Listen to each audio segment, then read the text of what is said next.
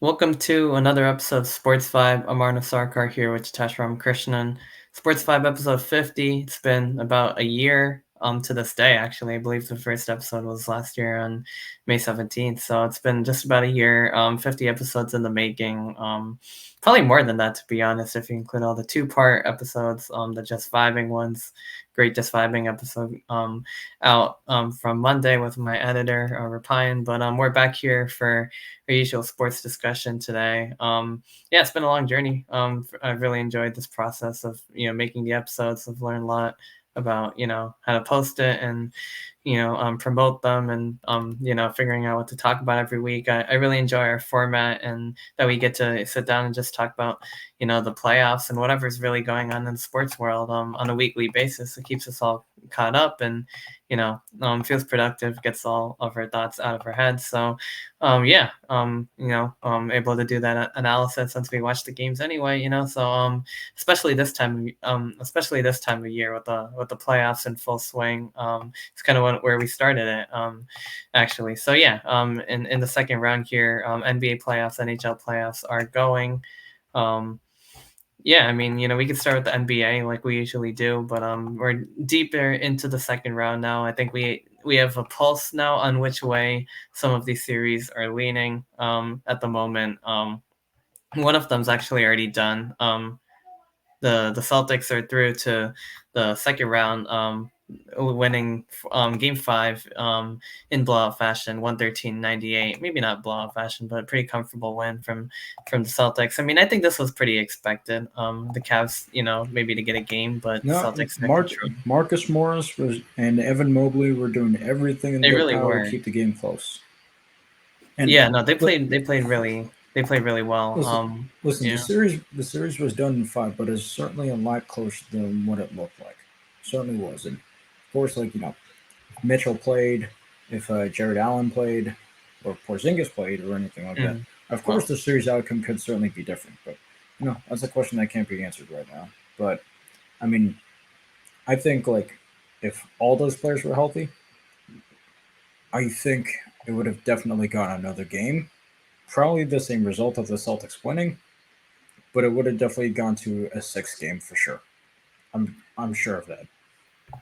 yeah, I'm pretty sure as well because a lot of injuries with the Cavs.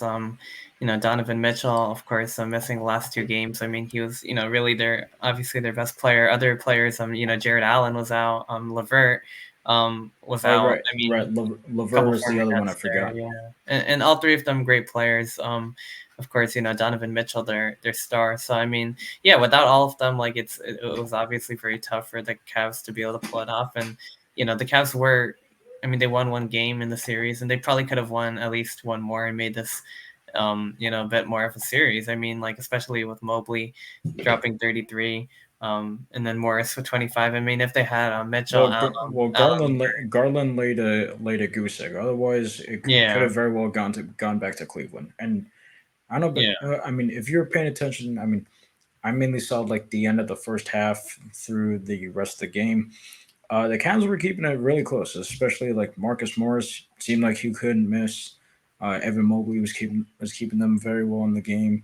In the third quarter, yeah, no, towards the beginning of the fourth quarter, it looked like the Cavs were really going to close in, and maybe even have a stranglehold, because there's a period where the Celtics couldn't make a shot within 5 minutes.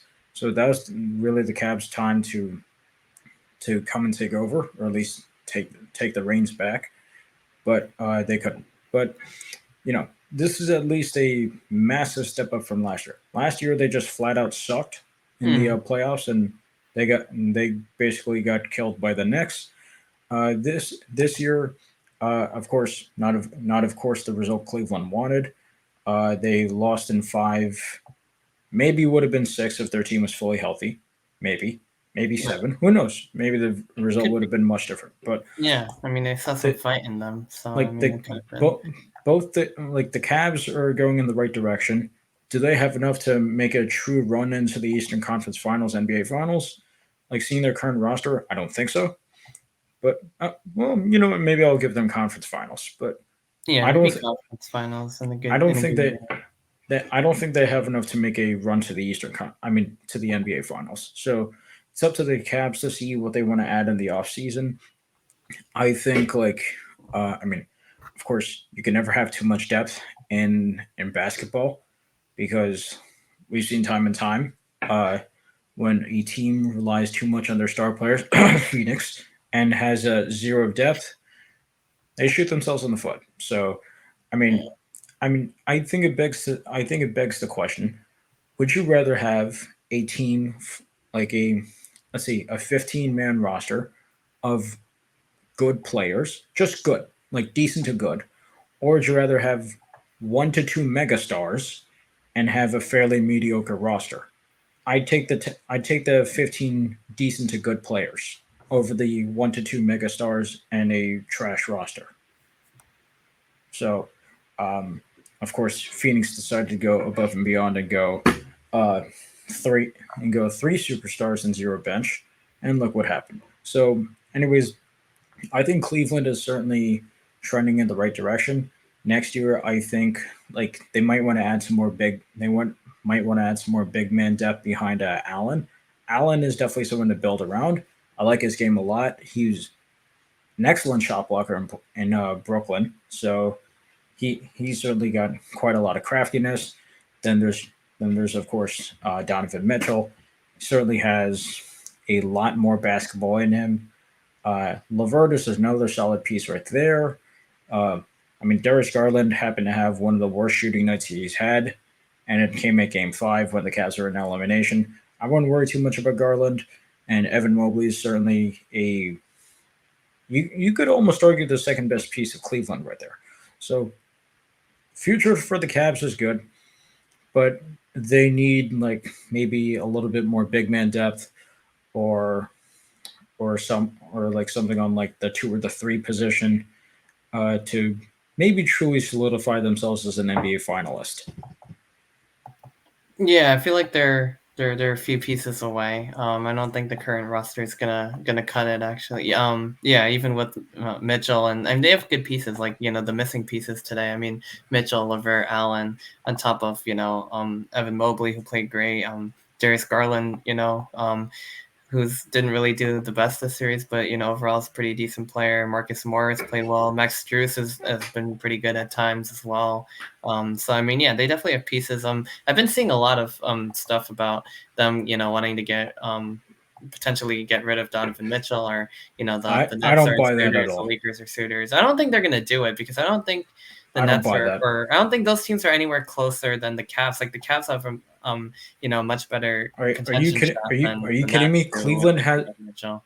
listen. Cleveland has a way better roster than Los Angeles, Oh and yeah, I'd potentially argue both of them. I mean, between both the LA teams, the Clippers have the better roster, but of course they have the same amount of success as the Lakers this first round. I mean, sure, yes, everyone's going to be like LeBron James, Anthony Davis, yeah, but what what exactly do they accomplish this year, aside from another turn of being like being murdered on live television by Nicola and Jamal?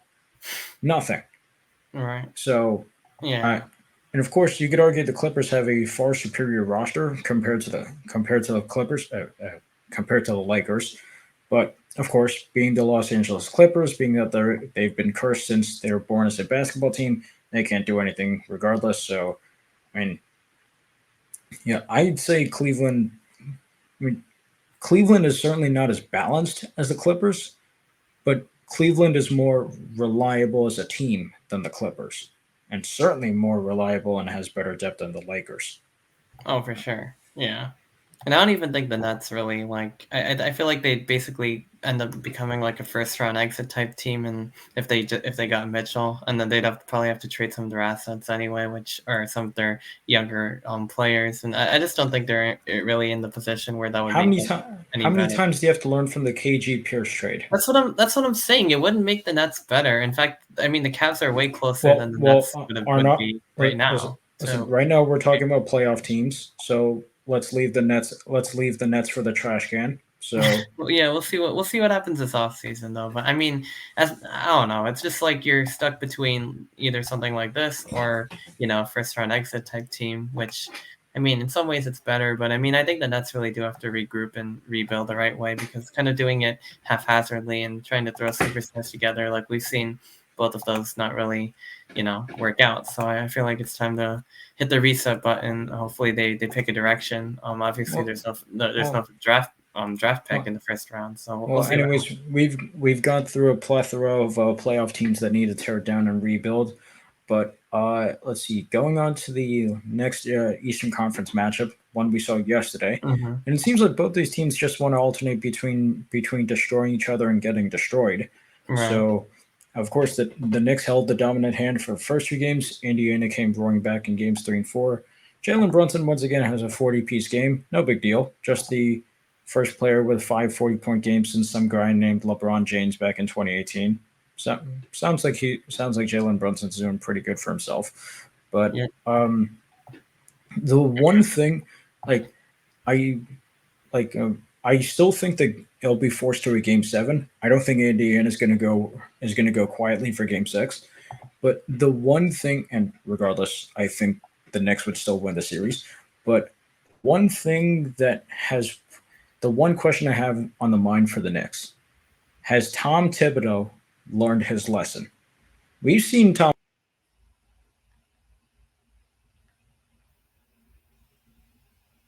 Yeah. So yeah, as Jitesh was saying, I mean, has Tom Thibodeau learned this lesson? I'm not exactly sure what he was referring to in that one, but so we'll find out in just a second.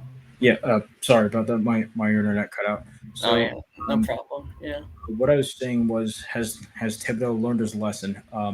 Because we've seen it from 10, 12 years ago, where he is known for taking teams with an immense amount of talent and running them into ground in the playoffs time with the gradual grinding on the wear and tear of pushing his players for minutes in critical basketball games. We've seen it with Derrick Rose. We've seen it with Joe Noah. We've seen it with Carlos Boozer. I mean, the most notable example, of course, is Derrick Rose, who tragically has not had a fully healthy career since what 2010, 2011. I know. Yeah, it's like one of the big Yeah, what ifs. and what is it like?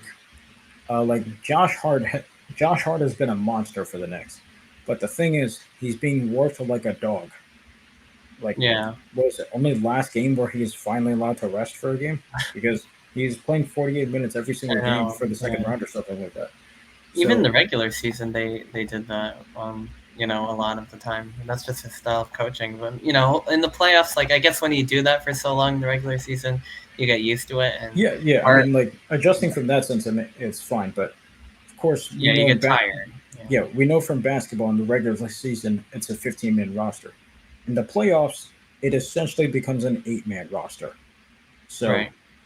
of course you're going to be taxed. Of course you're going to be working harder. Of course you're going to be sweating more. Of course you're going to be more fatigued. Of course you're going to be begging for water every 3 seconds instead of every 8 seconds.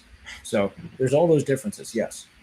But Thibodeau has famously done this, and it has succeeded in the wrong direction with the Bulls. So I'd like to see a little bit. I mean, I'd like to see a little bit more balanced management, I guess, with Thibodeau's style of coaching when it comes to uh, playing his players, and of course not be taxed so much with their workload. But hey, if the formula is working, what's there to change it? Yeah, no, that's a fair point. Yeah, I mean about the series, I mean it's been a very interesting one, kind of back and forth. Home court is definitely decided who's going to win every game. I mean obviously in game one was a thriller, the next one, game two also pretty much a I thriller. mean, Next one I at the mean, Garden. both games 1 and 2, they certainly had their fair share of controversy in the last four or Yeah, five the games. officiating was a bit questionable, and then Yeah, and you turn over I to mean, Indiana. The Pacers have shown that they could potentially still flip the series. I mean, Mhm. Game 5, they were, I believe, like midway of the third quarter. They closed the gap to around 5 6 points. but the So they're Pacers, down 7. Yeah. yeah, the Pacers just couldn't like manage to do it. And Tyrese Halliburton had a pretty awful performance. Like Tyrese Halliburton is probably top 10 player in the NBA. It's rare to see like I mean, of course, every star player has their dud game, without a question. But it's rare for a star player to repeat that same dud twice, let alone 3 times in a series. So I think Halliburton will certainly bounce back for Game 6. So that remains to be seen. Yeah, no, I completely agree with that. Yeah, but I mean, I guess as to my point with the series, yeah, I mean, yeah, so far home court's held away. Game 1 and 2, and 3 were pretty close. Nemeth really, hit a big deep three to give Indiana some life in the series, and and Halliburton, And had 30 points in game 1. Miles Ethan Turner, Bledsoe did too. who would have thought Miles Turner was pretty good from 3 yesterday. Oh yeah, he was. And then game 4, a blowout in Indiana. The Pacers really, ran them out of the building. But then the Knicks flipped it in game 5. So I mean, going back to Indiana, like this is, I mean, it's still kind of anyone's series. I feel like the Pacers can pull off the game 6 win. They're a different team at home. I feel like they can get the win. I still feel like the Knicks are going to win the series one way or the other. I think they're going to be too much at the Garden. Jalen Brunson's probably going to have some more big games as he's been doing. He had 44 last night, and I mean Hart was playing with intensity. Hartenstein had 17 rebounds. He was playing with intensity as well. Really like to see that. So I mean the Knicks are a different team at home, and I feel like it's going to be hard for the Pacers to get 2 on them. They could win Game 6, and I have a feeling they will, based on the way the series is going. But I feel like one way or the other, the Knicks are going to win either Game 6 or Game 7, more probably Game 7. But yeah, I mean, this is definitely a thrilling series we've got here. Seems like home court's like kind of dictating the way things go. But I mean, we've seen close games, and we've seen a couple blowouts. I think Game 6 is going to be a bit more of a close game again. I mean, I don't feel like we're going to see another 30-point game. The next game might be 5 to 10-point game. It could be what they call a clutch game in the NBA.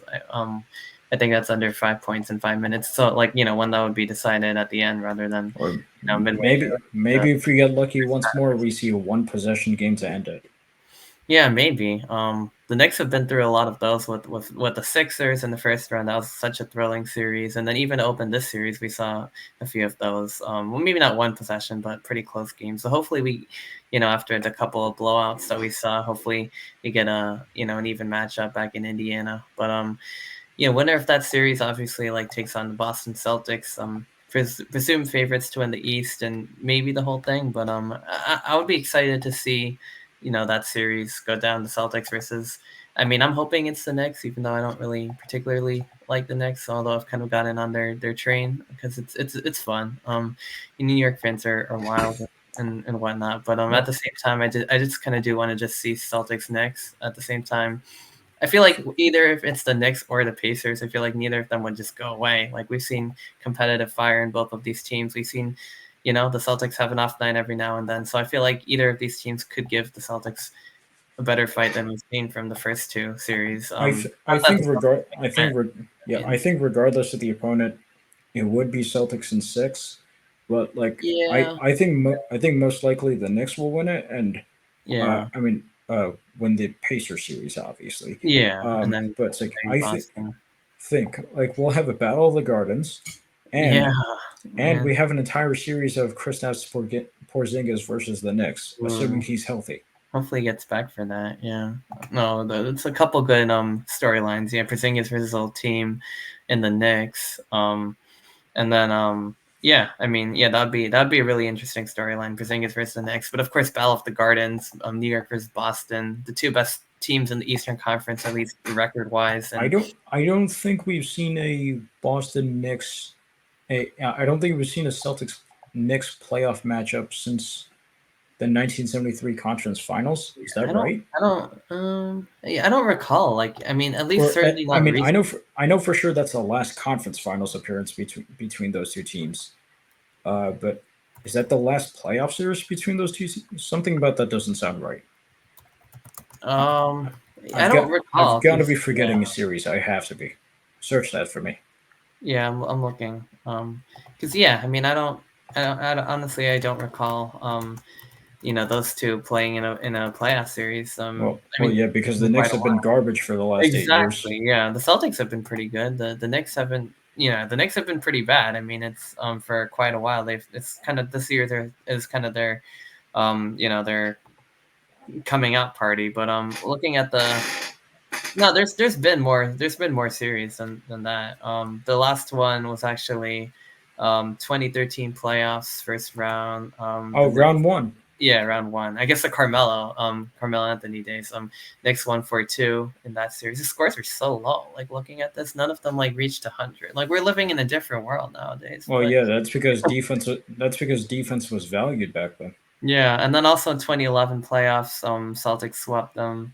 1990 playoffs, the Knicks won 3-2, and Wait, then the Knicks were in the 2011. Damn, I gotta revisit some old basketball. yeah, there's been quite a few matchups, but the last two were 2011 Celtics sweep, and then 2013 But Knicks won for but two. I was right in saying the last conference finals matchup between the two was 73, right?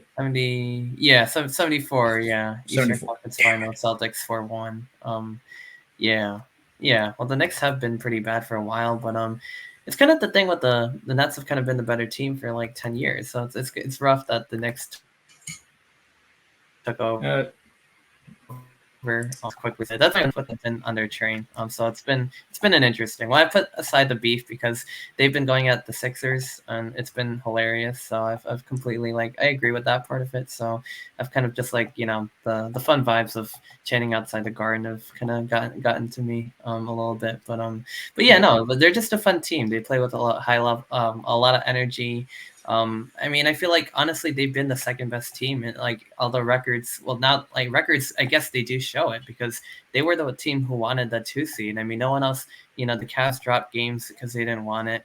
The Bucks, I mean, they probably could have. If they were healthy, they would have. I mean, and they just didn't live up to their talent. And then they without Dame, without Giannis, obviously, that fell apart. But I mean, the Knicks, despite some of their injuries, they just played with more life. And I feel like if the Knicks played, the Bucks in the playoffs, I mean, even if the Bucks were healthy, the Knicks would give them a good fight. But regardless, the Bucks, that unfortunately didn't work out this year because I love to see Dame win a ring. But the Knicks are a fun team. The Celtics are the better team. Yeah, I mean, we'll see what happens next round, and of course, the next Pacers series isn't quite over just yet.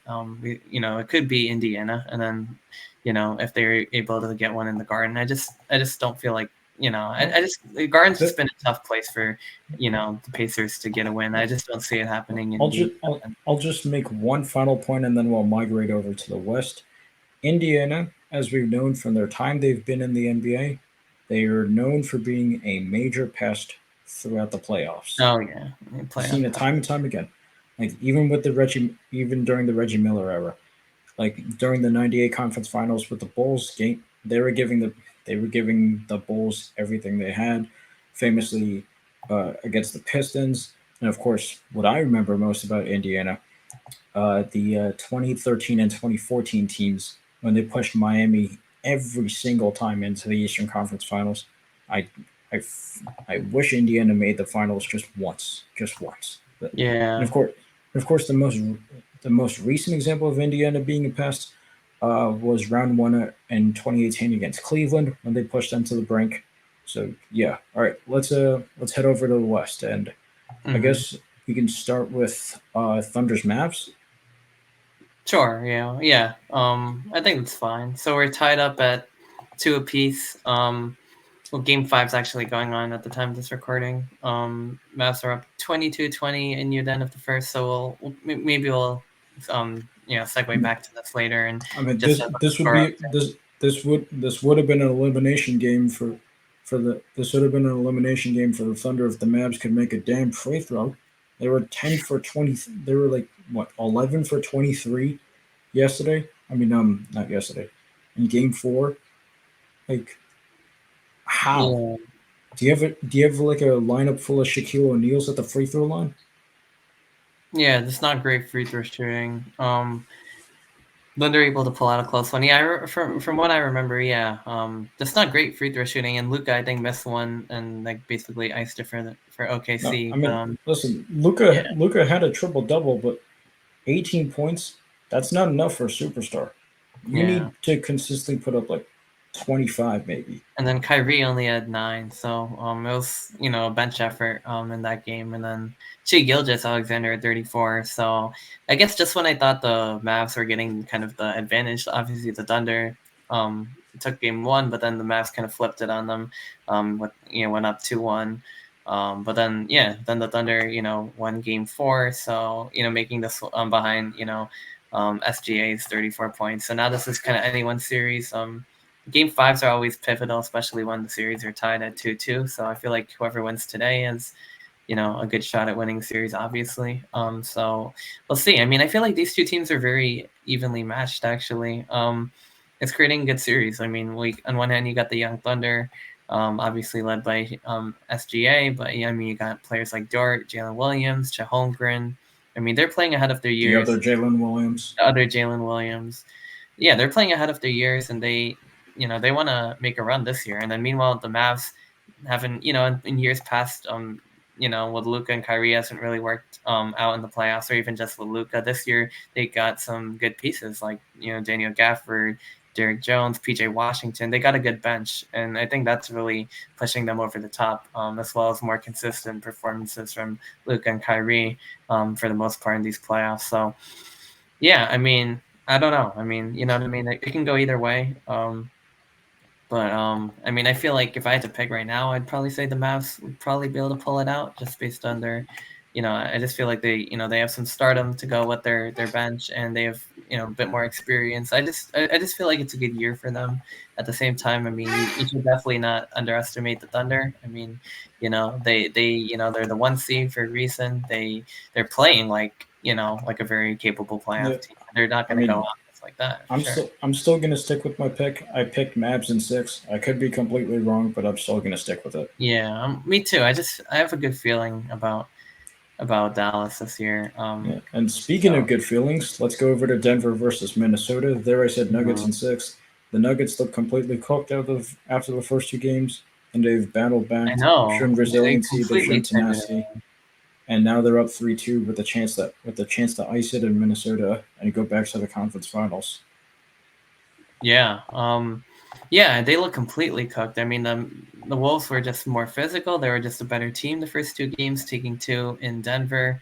Um, and since then, I mean, the Nuggets really flipped the switch. I mean, they went to Minnesota and they really proved it. I mean, I guess the 4 days off really helped. I mean, Jamal Murray's looked, like his usual self. Nikola Jokic just looked like his usual self. I mean, they're getting quality points out of, Porter and Gordon and KCP and just about everyone on their bench. Christian Braun too. Christian Braun, exactly. What a quality bench piece he's been as well. So I mean, even like Justin Holiday, I mean, he's been getting involved. Like we've really seen like a whole team effort here. But Jokic and Murray and the gang, they look like themselves.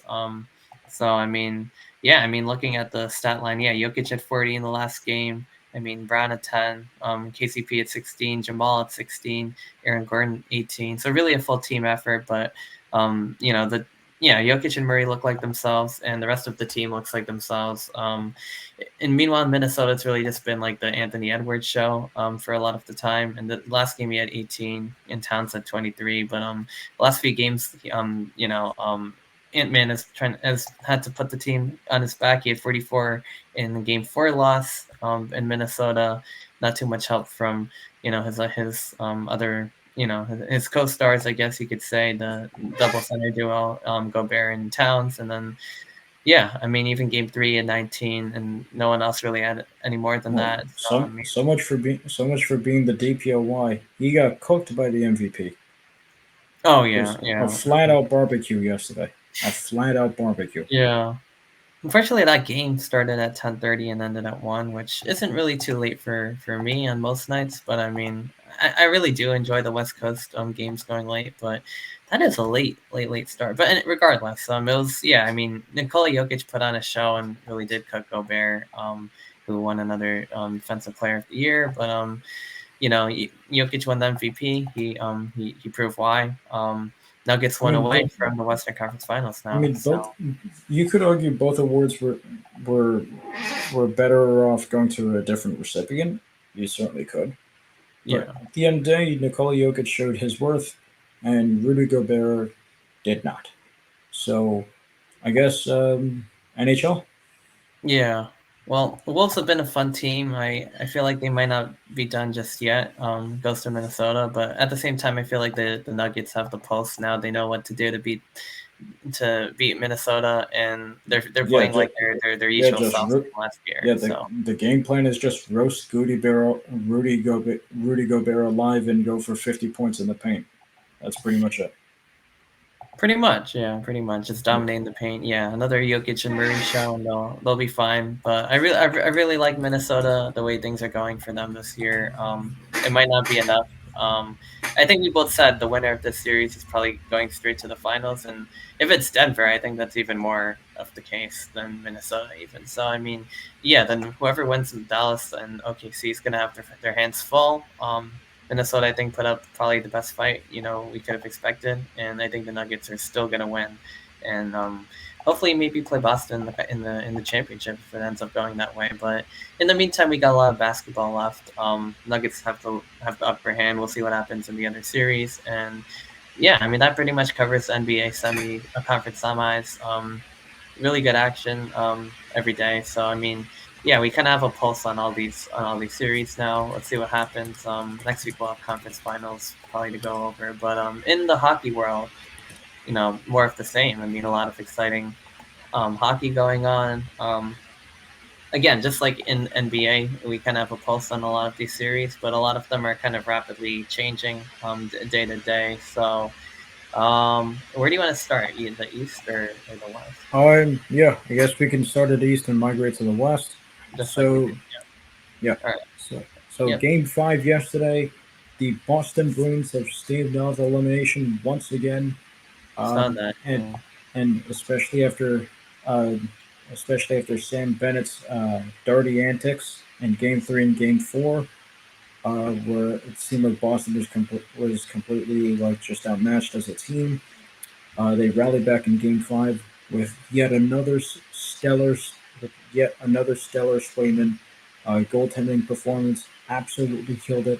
Morgan Geeky buries the first goal, and Charlie McAvoy, he had 2 points in the night.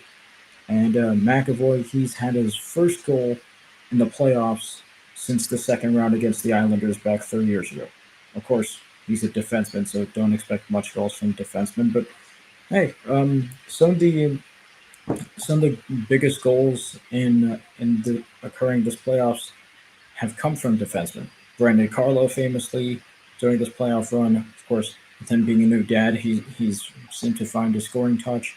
Then Hampus Lindholm, he had the game tying goal in Game 7 in the third period. So don't count out the Boston Bruins defensemen to score as well.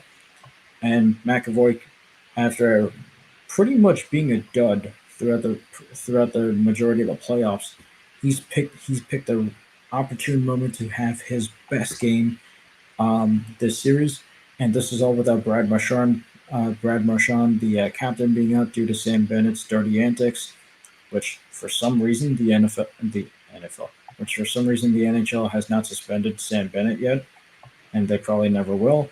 And also we get the almost a daily question in the NHL of asking what the hell is goaltender interference, because apparently with Sam Bennett cross-checking Charlie Coyle into the back of the net, thus preventing Jeremy Swayman from being able to make a save in Game Four when the Bruins were up 2-1 and Bennett buries one to tie it. Apparently, that's not goaltender interference. I don't understand how. And oh well, seems Hmm. like the NHL doesn't understand what the hell they're doing either. So at least there's solace in that. Game six, it's scheduled for Friday. Uh, Hopefully, Brad Right. Marchand can be back healthy in time to get back in the lineup, and then let's see if they can force Game Seven. Of course, it's hockey. Literally anything can happen. So I'm hoping for that. Yeah. Let's see, Rangers Hurricanes. So really the series could have gone either way because the first three games were really close. Rangers won 4-3 in the first one, and they took the next two in overtime to have a commanding 3-0 lead. Hmm. Carolina rallies back. Carolina rallies back. Okay, Yeah. that sounded better in my head. Realize. I'll I ne- like it. Yeah, no, it no, makes it no, a no, little no. bit like I'll never say that again. okay. Um, and then they have a dominating performance after the Rangers score first. They score four unanswered in Game Five to force Game Six. Is this looking a lot like when Vegas had a 3-0 lead over Dallas, and the Dallas uh, rallies back to two, forcing Game Six, where they get blown out on their home ice 6-0? I don't think so, because Carolina has shown tremendously more resilience against the Rangers than the Stars showed against the Knights last year.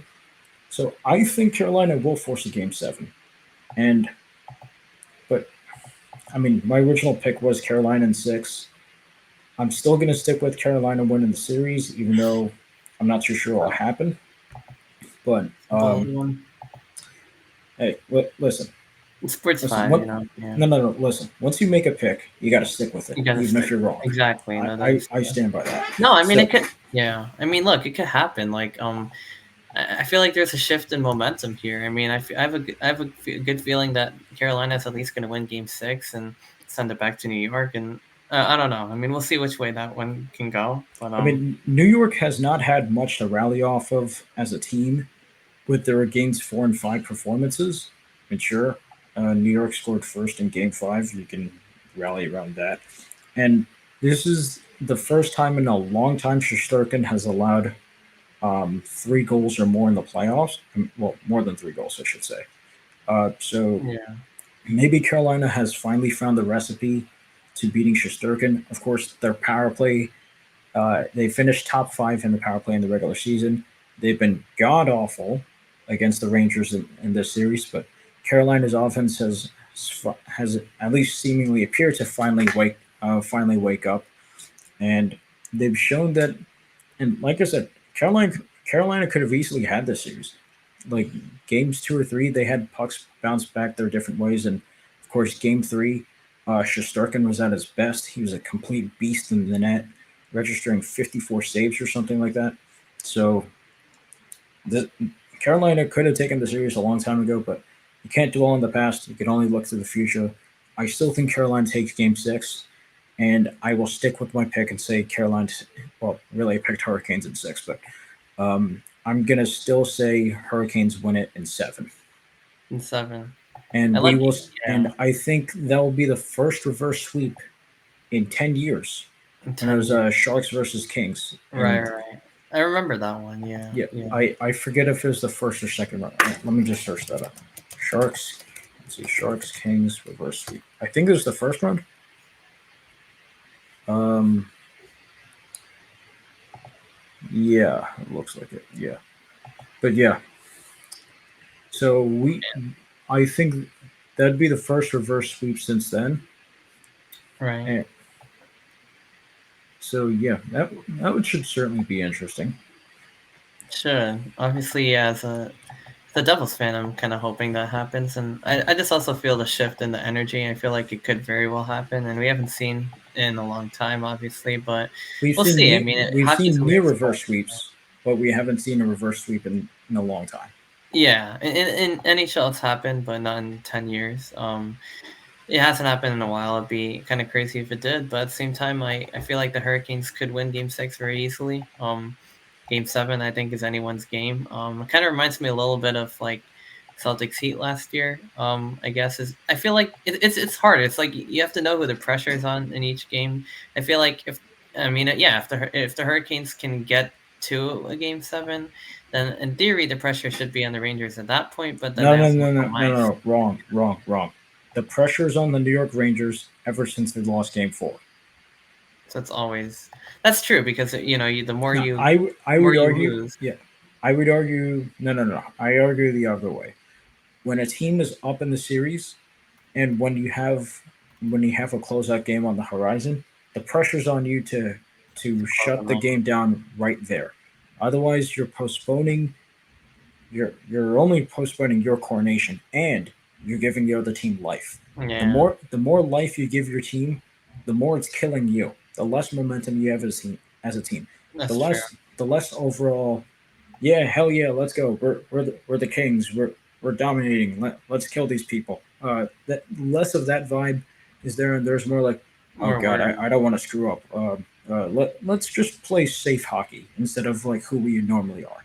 So the pressure's been on the Rangers since they missed out on the chance to sweep Carolina at PNC Arena. The pressure is ever more mounting on the Rangers to close the series. If Yeah, they do not close it here in Game Six, Madison Square Garden might very well just implode if they yeah, fail to do the that's job true. in Game Yeah, Seven. the more life they give the Hurricanes, I mean, yeah, if the Hurricanes win one more game, I mean, all the pressure is going to be on the Rangers. At that point, and the Hurricanes are going to have all the momentum too. So we'll see what happens. I mean, it didn't really work out so well for the Celtics in that situation, but I mean, yeah, did I say that right? Yeah, I Well, mean, but The Celtics at least forced a Game Seven. they did. They yeah they came to a game seven. We'll see if the Hurricanes could do the same.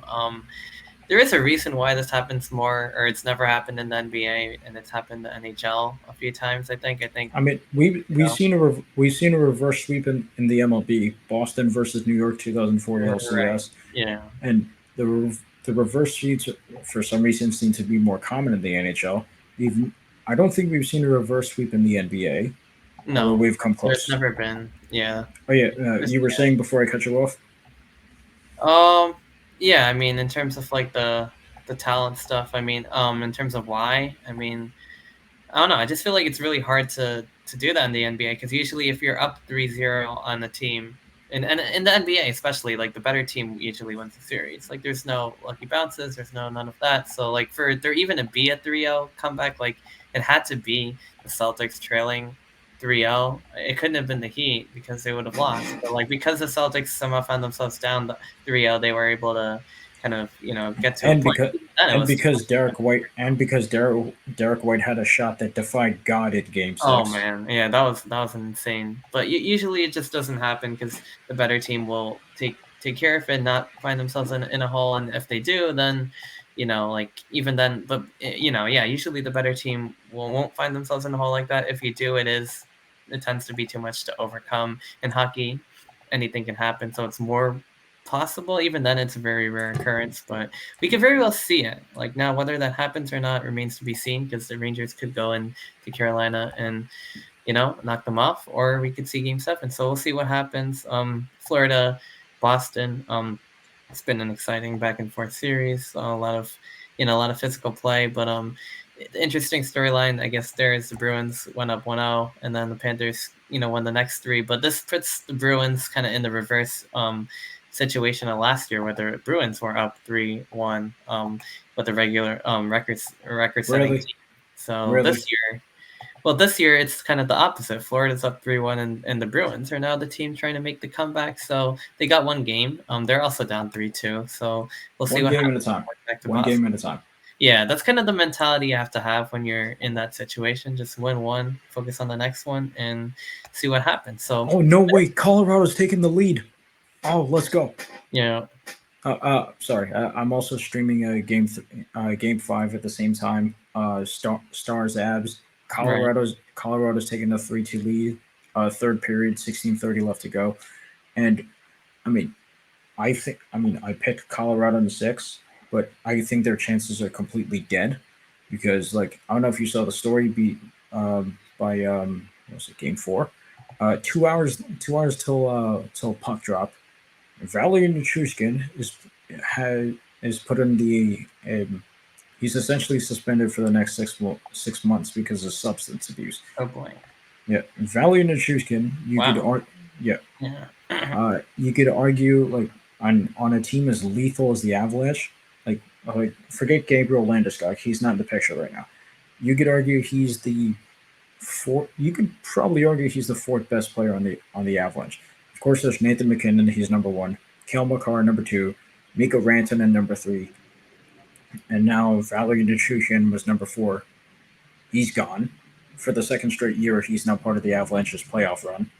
And I mean, like it was the Avalanche very much missed him last year against the upset versus Seattle, and this season, well, I mean, right now, at least as of right now, they're holding their own against Dallas, uh, in uh, in uh, in Dallas, but Colorado has looked pretty lifeless this entire series. Like they game one, they didn't have a lead the entire game until they made the comeback when they're down three goals. Then they nearly forced another comeback when Dallas had a 4 goal lead. But the Avs have been pretty lifeless as a team, like without Nichushkin. So, and really just in general this series. So, I mean, while they picked Colorado in 6, of course, I was assuming the Again, Nichushkin another would still goal, be by on the the roster. What? It's I don't know. I have both the NBA Oh and crap! Let's go. Colorado scored again. or two. Yeah, Okay. All right. Apparently, if I'm doubting the Avalanche more and more, they seem to score more goals. So, they might be forcing a game 6 back home, I guess, in Colorado. So we'll see how that one goes. But yeah, I mean, it seems like they're down but not out. It's like the theme of the series. Like I mean, it looks like among all these different series, like the Rangers took a 3-0 lead. Carolina's fighting. The Bruins trying to come back now. I mean, let's see if the Avalanche could do the same thing. But yeah, I mean, right now Dallas up 3-1, but we'll oh, see if Colorado can Casey, hang see on there. Casey Middlestat. Yeah, Casey Middlestat. He had the 3-2 goal, and Right. let's see, who scored for Colorado? Oh, it was Kale, of Kevin course, Carr, yeah. Kale Oh, McCarr. Why am I not surprised? right. Yeah. Let's see Anyway, here. yeah. Yeah, well, So, now arguably heading over to the most entertaining series in the NHL right now, Battle of Canada. Well, really, battle of two neighboring provinces, mhm. Al- Alberta versus Vancouver. We have we have the Oilers versus the Canucks. This has been a really chippy and interesting series, going back and forth. And really, if you're a casual NFL, why do I keep saying that? Really, We'll get to it.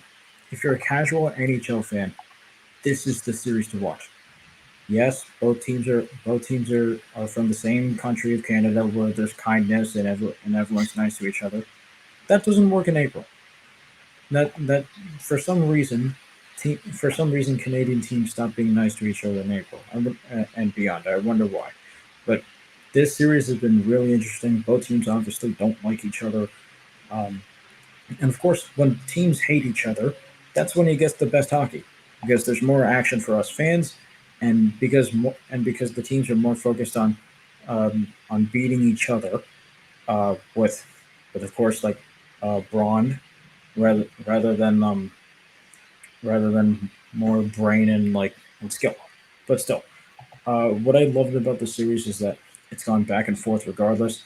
Vancouver's had Vancouver. I mean, I didn't even think Vancouver would make it out the first round. I said Nashville would make it, but and of course for this series I picked Edmonton at 5. Of course it's going to go 6, potentially 7, and Vancouver's had their upset, and they're able to hold Connor McDavid without a shot in the playoffs in one game. Like, how rare is that? You hold the best player in the NHL to being shotless. Like, that's unfathomable. And of course, if you saw Game 4, it was really intense, going back and forth. Vancouver ties it with less than 2 minutes to go. Then Evan Bouchard buries a goal 61 seconds after Vancouver ties it. Edmonton holds on to the lead. And of course, what makes this even more interesting is that both teams don't even have their own starting goalies. Game 4, Stuart Skinner wasn't playing. And Game 4, of course, Thatcher Demko is still hurt. So we had a battle of essentially their AHL goalies, Cal Picard versus, for the Oilers, and Artur Silovs for the Canucks, because DeSmith is also injured. So, and both of these goalies in the playoffs, they've shown like how much they can be relied upon. I mean, of course, we saw Silovs like thrust it into action Game 6 against Nashville, and the 1-0 matchup, and like he did a fantastic job. And of course, here Edmonton's offense, of course, is famously lethal. I mean, come on, McDavid, Draisaitl, you have Ryan Nugent Hopkins, you have Zach Hyman, you have Evander Kane. If like Edmonton has perhaps the most lethal offense in the playoffs. So the fact that, and it could be a product of Vancouver having great defense, although with Susie being suspended for a game, um, maybe that gives Edmonton an advantage going into the next game. But still, like Vancouver's defense, like even aside from Quinn Hughes, has been quite has been quite amazing. So I really love this matchup. Uh, like just as a whole, I think it's definitely going to go seven. Um, at least I certainly hope so. But still, what are your thoughts on this series? Yeah, it's a very exciting one for sure. I think one of the most exciting. I have to watch some more of that. It can go either way. I mean, yeah, obviously the Canucks opened up with a win. The Oilers took game two in overtime. And then the Canucks won again game three, and in game four, the Oilers, bounced back and they got a last second shot. It's been very, chippy, been very exciting. I can feel like it could go either way. I don't know. I think the Oilers could probably take in seven, but I feel like it is going to go seven, regardless, because I feel like these two teams are just going to keep, trading wins basically. And yeah, I mean, about Connor McDavid, I feel like that's pretty impressive to basically hold him, almost shotless, for most of the series, except for, I guess game two, he had a goal, but, I mean, it's pretty remarkable that the Canucks have been able to do that. I feel like it's a good year for the Oilers to break through. They have a lot of talent, obviously, with McDavid and Draisaitl and some of their other players, like Bouchard even, but like, I mean, the Canucks also certainly a feisty team. They're not going to go away. Yeah, obviously they got, Quinn Hughes and Brock Besser and Garland. So I mean, it's going to be interesting because then the winner of that series would take on the winner of Colorado Dallas in the Western Conference Finals. And, so, I mean, either way, that could be interesting. But the Stars actually closed it back to a goal game. So it's now 4-3 Avalanche. So, I mean, yeah, I feel like I feel like the Oilers Canucks series is going to go seven. I guess if I had to predict, I think the Oilers win it. And then we could see, we could probably, if I had to pick, I'd probably say Oilers Stars in the conference finals. But I could I see mean, numerous things I happening. I think this would be the first time in 3 years we could potentially see a Canadian team make it to the Stanley Cup Finals. Of course, the last one was Montreal versus Right. Tampa Bay, which Yeah, is that's the bubble year. see Yeah. in a normal NHL year that's an Eastern Conference Finals matchup, but still, I mean, Right. I think of the options we have right now for like we have a lot of high profile options for I Stanley Cup know. Finals.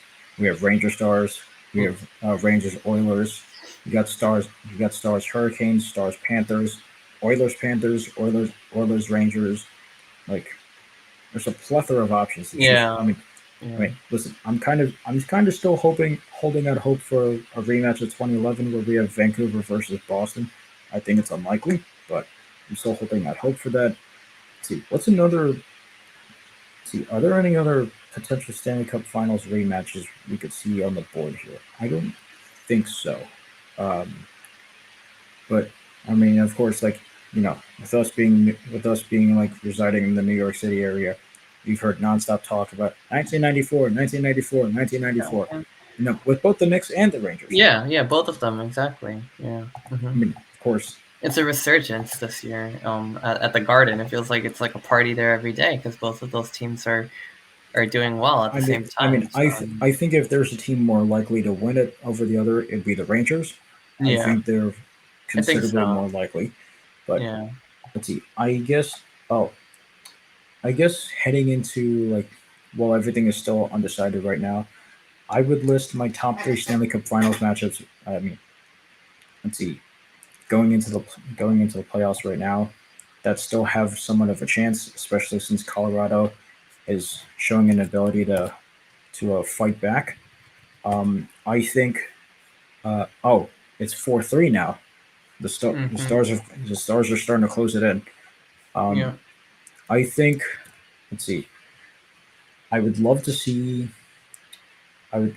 I mean, I would love to see Rangers versus Stars. Me too. I feel Um, like that'd be like the best on best, I guess. if That'd be this one could happen, I would like to see Avalanche versus Panthers, That's an interesting matchup actually. That'll or be or interesting. last one. Oh wait, we can get a rematch from a previous Stanley Cup Finals, and I'm not even going to say Vancouver versus Boston, 2006, Oilers versus Hurricanes. Wow, yeah. That one takes us quite a bit back, but that'd be a good one too. Wasn't like Stars versus Panthers like a recent matchup, or am I like No, mistaken? no, well, that almost happened last year, almost. Or almost, yeah, but then Vegas got Yeah, in the way of that. no, anyways, the last time the Stars were in the finals, that was in 2001, where they lost to the Devils. Right, I remember that. I was about to say, What do you yeah. mean you remember? You weren't I mean, even well, born then. I mean, I don't remember that. I just remember, like, the matchup, I guess, Wait, or wait, whatever. wait, But yeah, wait. No, no, no. They lost 2000 against the Devils. yeah, that was 2000, 2000. 2001, the Avalanche won against the Devils. Right. Yeah, idiot. Yeah, I 2000 should was the know this. Stars. Yeah. Yeah. Anyway, Stanley Cup playoff matchups. Yeah, Give me no, your we could Give have me your top three. some. I mean, I And think Rangers like I Stars. said, I eliminated my Boston bias from this pick. I All right, eliminated that. fair enough. I could see like I could say Rangers Stars just as like a neutral observer because like I feel like yeah I mean both of them were two best teams. I feel like it'd be it'd be a really good matchup from a hockey standpoint. And I mean I mean as much as I don't like the Rangers, I feel like it would be a good one to see.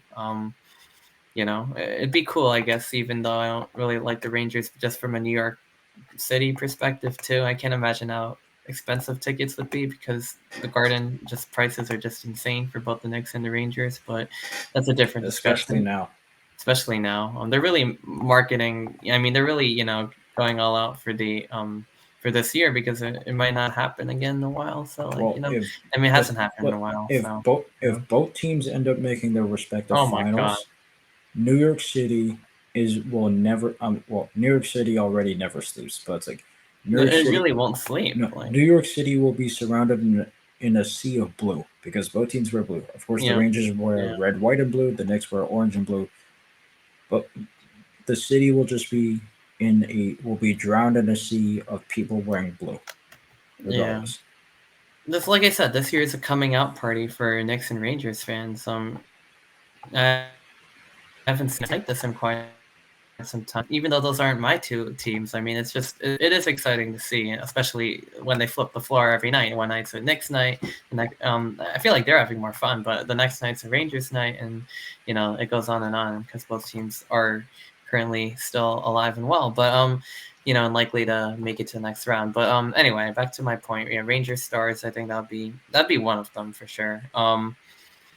Uh, um, Panthers Stars, I think, would be an interesting one too. I mean, I feel like after last year, the Panthers, they fell short to the Vegas Golden Knights, but they're a scrappy team this year. They're back in the mix of it, Well, they're and scrappier, I'd say. yeah, they're more scrappy this year. And Dallas, I feel like they're playing some really good hockey. Like best of the West. Obviously they're right now they're down to the Avs, but I mean, I feel like they could pull through, and also create like an all South matchup. And I feel like that one would be pretty interesting. And then I don't know if I have to choose another one. I don't know, maybe like Rangers or yeah, maybe like Rangers Oilers or something like that. Something with a lot of star power, and I feel like the Oilers. It'd be cool to see them break through because they have McDavid, they have Draisaitl, they have a lot of star power, and I feel like it'd be a good year for them. So I feel like something like that could be a fun one, Although, regardless of who they play. although But especially against I like will the say, Avalanche in New yeah, York. I do have a little bit of bias towards Dallas needing to go to the finals for one reason and one reason only: Joe Pavelski. It's about damn time that man gets his hands on the Stanley Cup. It's about damn time. Yeah, no, I completely agree. It's definitely like a trooper. He's been with them for a while and stuff. So No, no, no. yeah. He's mainly with the San Jose Sharks. He I hasn't had mean, a chance he's to been in win. the league a long time. I mean, Yeah, not.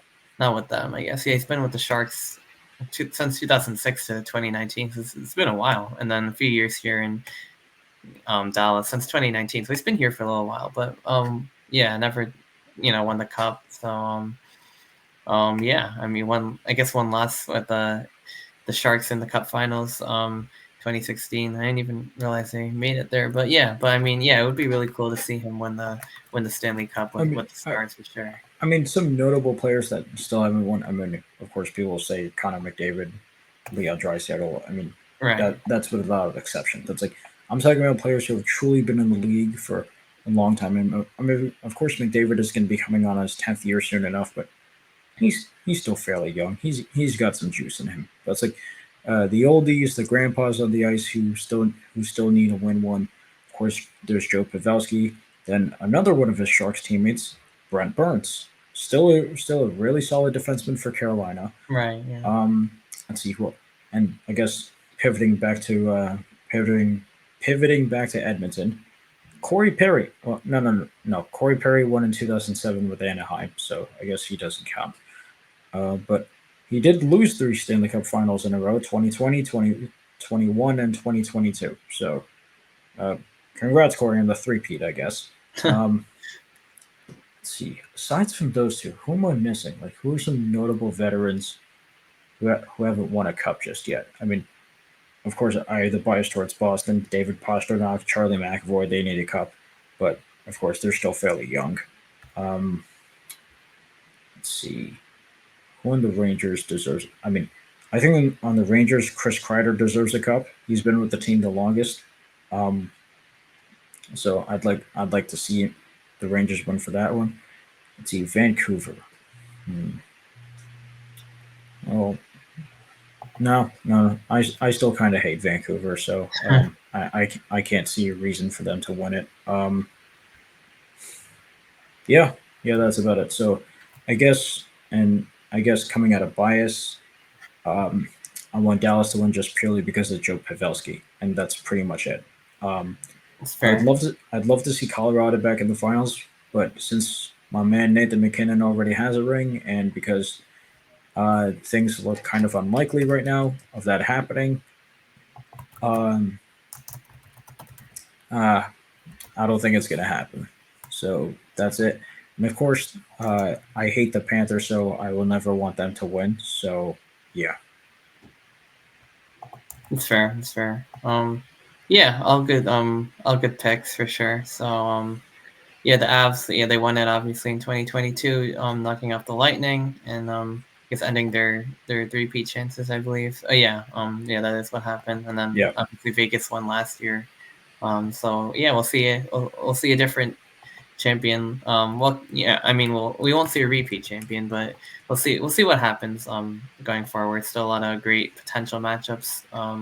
And then in the NBA, I mean, it's definitely looking like it could be Celtics Nuggets, but we have a lot more basketball to be played before we get there. But I guess yeah, the one thing I did want to touch on before we sign off here is the NFL schedule release. Obviously, that was today at 8 p.m. But I saw the leaks for the Giants and for just a lot of matchups in general earlier. But all the schedules are out. I feel sorry for the suckers in Germany who have to watch Giants versus Panthers. There's yeah, it's gonna be a pretty bad international matchup. But Yeah. yeah. So yeah, I mean, I don't know. Do you have any like big scale takeaways for our Um. Patriots takeaways? I guess you could do.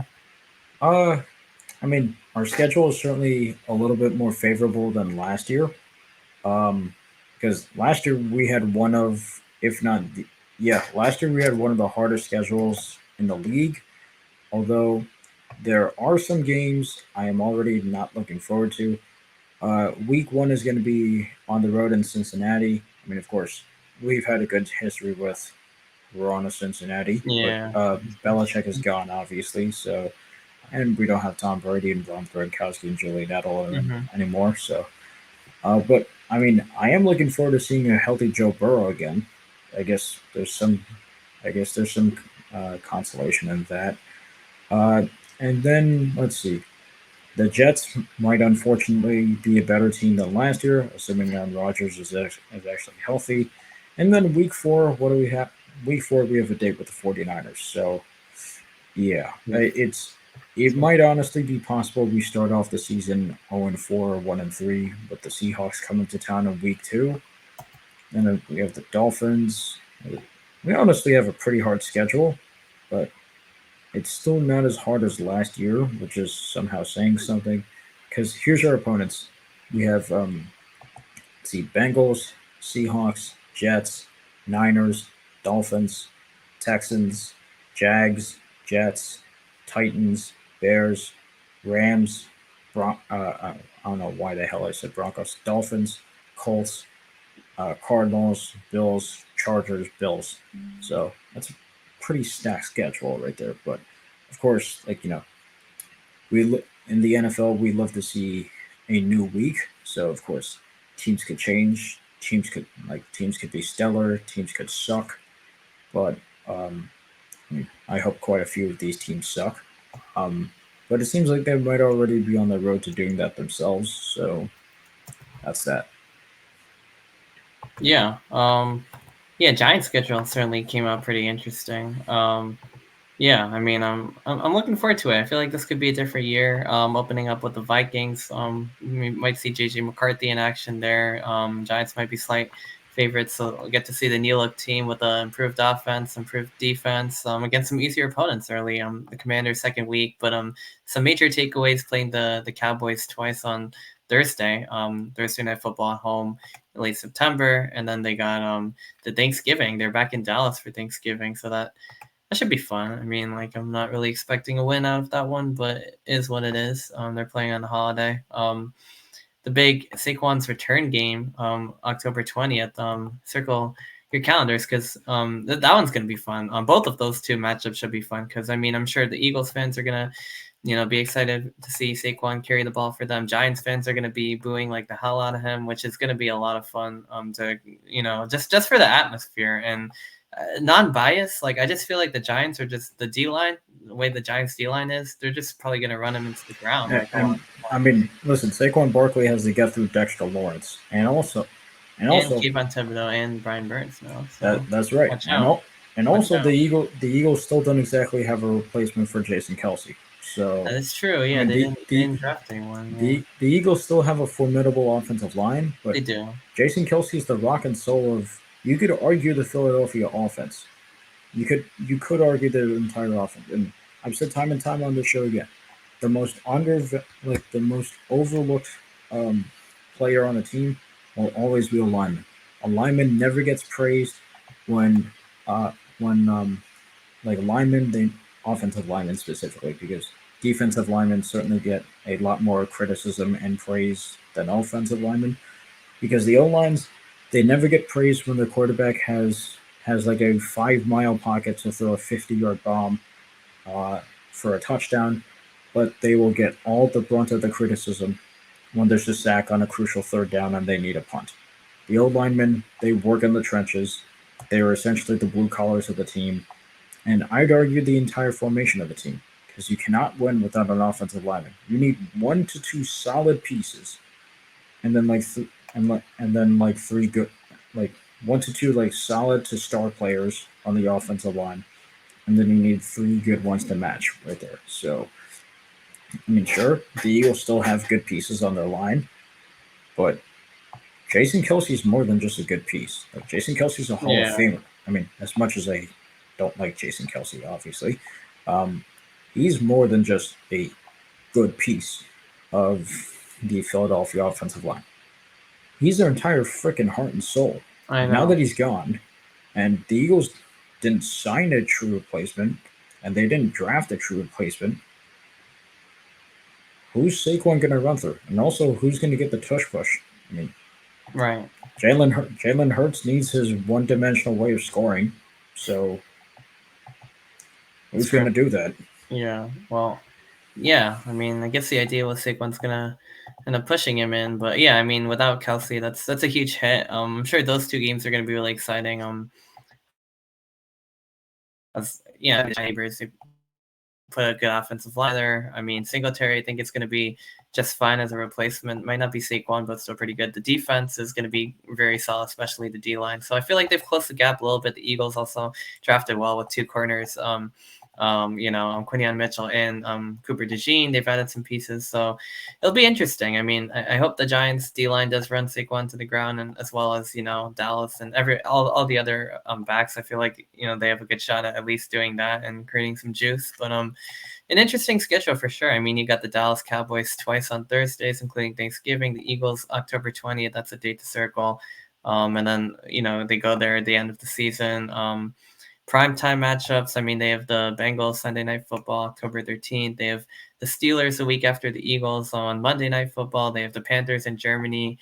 Hopefully a win there for the Giants, I guess. And then, I mean, those are pretty much all and then of course Thursday night, like I said, against Dallas, and then Thanksgiving. So it's a decent amount of primetime games. A good start. I feel like the Giants could get with the Vikings and Commanders to ease into not really ease in, but play some, rookie quarterbacks and try to figure things out. So, I mean, it should be a good year. I guess some big scale takeaways from, the NFL schedule as a whole. I guess the opening game of Chiefs versus Ravens. I feel like that's a very good matchup. That I'm excited for that one. How Chiefs open their bid against one of their tough AFC opponents. They get the Bengals in week 2. Chiefs are all over prime time. They're on Christmas. They're and then the Super Bowl rematch against the 49ers. I believe that's like October 20th. It's going to be America's Game of the Week. That should be a good one. But wait. Speaking of primetime, let's talk about one last thing and then sign off. Mm-hmm. You saw the recent news over the past few hours. Netflix apparently is in this game. Yeah. Mm-hmm. I'll give you my opinions. I hate it. Because, what are we doing? Like, that doesn't even make any sense. Let's see. Remember the simple times of 10, 15 years ago? When it was just cable. All we had to do was just Fox, CBS, NBC, the occasional ESPN. Sit back, watch, and complain about holdings and pass interference for 3 hours. Now we can do all of that. But let's see, what else do we need? We need a Paramount subscription. We get a Netflix subscription. We need a damn Peacock subscription. All this stuff. Like, listen, I'm not trying to spend my bank account just trying to watch football. This is ridiculous. I don't care at the end. Listen, I don't care if Netflix is giving you is offering up 150 million, 180 million a game. Like this, it's not economical to the fan. Like, sure, these are all primetime matchups. It's not like no team would willingly bid for. I don't know. Let's see. I'm trying to think of two of the worst teams in the league. Yeah, no one would bid for Cardinals Panthers. You kidding me? Like. So yeah, I mean, of course, you want the sexy matchup. You want I don't know. You'd want something like, I don't know, like Texans versus. Let's see, what's something interesting? Like you'd want like Texans versus 49ers. That would be something interesting because of course, Niners have been a perennial Super Bowl contender for the past 4 years, and CJ Stroud has turned this team around. Especially since they were in the dumpster 2 years ago. But still, this thing is getting completely ridiculous. Like, first of all these subscription services are already way overpriced, and the quality of the game itself is not good. Oh, and I forgot Amazon Prime too. Yeah. How could I forget that? Yeah, of course, Prime. Soon enough it's going to be ESPN Plus games, and sure, I mean, it might be worth it because Peyton and Belichick are basically on the same telecast. You'll get a lot of good analysis right there, but still, like these subscription services are getting way out of hand. I know, there's so many of them. It's like Peacock, and then Netflix now, and like Prime, and Prime's good for a lot of other things. But there's just so many. Colorado scored different things, but let's go, McKinnon. Let's go. So we're 4-5-3 now. Yeah, winding down time. 3 minutes to go. Yeah. Anyway, I mean, I guess that's just the way things are, unfortunately. Like we had a playoff game on Peacock. Hopefully that doesn't happen again. But oh hell no! That was one of the worst matchups I've ever seen. Yeah, well, it's not the greatest game either. But I mean, I did call a Tyreek Hill touchdown, but aside from that, there's hardly anything to enjoy about that game. And anyways, the fans that had to sit through and actually Oh, watch so that, both are. yeah, the fans that actually had to sit through that, watch it in Arrowhead, they all got frostbite. So really, who really won that aside from Peacock? No one. Fair enough. Fair enough. Anyway, we'll see how things go. NFL schedule is out. Looking forward to another year of football. Hopefully we can do our usual. We'll figure out how we're gonna do the podcast stuff. But hopefully we can, if we don't do a game by game, hopefully we at least do a week by week sort of breakdown. 'Cause that was a lot of fun last season. And hopefully We we don't get as much rigged BS as last year. But this is the yeah. NFL. Yeah, we'll see what happens when what the Chiefs have worthy now. I mean, a lot of they have a better shot. I I still mean, don't last year understand was. what Buffalo. I think I hate you more than I should. But I can't believe they didn't learn their lesson from that. But yeah, yeah, last year was everyone's best the shot team to that has steal tortured you. one Yeah, away. the team that Or has nothing. tortured you for 3 of the past 4 years in your playoff run, and the Right. reason why you probably are not Super Bowl contenders anymore. All of a sudden they're like, "Hey, Buffalo, we'd love to trade up with you." What a stupid decision. It's just so head scratching. But Morons. regardless, we'll see what happens this year. It should be a fun football season. Week one, I think it's going to be really exciting with all the primetime games. We got Ravens at Chiefs to open things up. I don't think you can get much better than that. Um, and then you got Packers at Eagles, or the Brazil game. That should be an interesting one. I First think Brazil that'll game be a in the fun game. NFL. It should be a fun game too. Yeah, and then going down to prime time Sunday Night Football, Rams Lions, another game. They just played in the playoffs. Goff versus Stafford, the whole trade. That's going to be a good one. And speaking of which, Jared Goff, he got paid an awful lot of money Oh right yeah, now.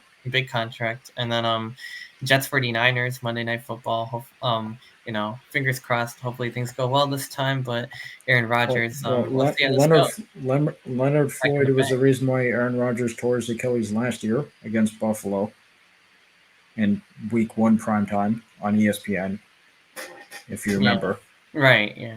With the Bills. Yeah. Hopefully this year's Monday Night Football do over goes well. We see the Jets get off the ground I there, mean, and then here's the thing. yeah. Here's the thing. As a Patriots fan and as a full-time Jets hater, it's more fun to watch the Jets suffer when they have a fully healthy team. Like, Exactly. You want to see them healthy. Like listen, everyone. Like what? Yeah. don't get me wrong. I don't like Aaron Rodgers, but it was horrible to not see him play last year. It was horrible. Right. I would much rather enjoy laughing at the Jets' misery when their team is fully healthy. It feels more Yeah. satisfying that way. Yeah. No, I agree. Yeah, no, I agree with that. I mean, yeah, I want to. Same thing with Saquon. Like a lot of people are saying, oh, he's going to be injured by the time he comes back to New York. Like I hope not. Like I want to play him healthy. I want him on the field. Yeah, I want the Giants D line to run him into the ground. Like I yeah, want him to be healthy. like Like I for mean, come example, on. Like what are we doing here? like for We don't. example, when Tom Brady came back up to New England Week 4 in 2021 season. I mean, yeah, we got to see Tom freaking Brady. I loved it, but you know who's missing right there because he had like a cracked rib or something against the Rams? Rob Gronkowski. Rob Gronkowski Mhm. deserved to play at Gillette just Yeah. one last time. And he retired at the end of the 21 season. And we never got to see Tom and Gronk link it up one last time in Gillette Stadium. And something I'm still a little bit sad about to this day. But oh well. Anyway, yeah, and then yeah, like I said, the Netflix Christmas doubleheader, getting Chiefs Steelers, Ravens Texans. You know, Chief Steelers sounds like a stupid matchup. I mean, because yeah, we all this know which way that one's going. no, Ravens Texans should be pretty good though. I mean, we saw that last year in the AFC divisional round. I mean, I think the Texans will certainly put up a much better fight than they did last time, but the Steelers suck. That should be an easy win for the Chiefs. But the That's last true. time the Chiefs played on Christmas, they lost to the Raiders. So Right. And then before they turn things around. Yeah, I remember that. Yeah, so anyway, looks like we're getting, back into the swing of things with football. Very excited. I guess one final note before we sign off, the Giants are going to be on Hard Knocks off-season yeah, edition. and the Very Avalanche have officially forced Game 6. nice, very nice. Yeah. So I'm looking forward to seeing that because a lot's happened this off-season with Saquon leaving and the contracts, and all that stuff. I mean, this is the first time they're doing an off-season edition, and then drafting neighbors and all the drama that's going on. I mean, it'd be really cool. Like Hard Knocks is such a good show, so I'm definitely excited to see how that goes. Cameras have been rolling, and I think the Giants are also announcing some sort of uniform thing. It's the 100th season. There's been all this stuff behind that, so I'm looking forward to seeing what comes out of New York in the future. But in the meantime, yeah, I mean, it's been another episode of SportsVibe, a lot of NBA, NHL action, that we got through, obviously, as we start to shift more towards the conference finals. And of course, some NFL schedule release, getting the excitement going for the 2024 season in September. But in the meantime, this has been another episode of SportsVibe, episode 50. Many more to come in the future. Excited to keep this going. But in the meantime, I'm Arnav Sarkar signing off for Jitesh Ram Krishnan. And as always, we will see you next week.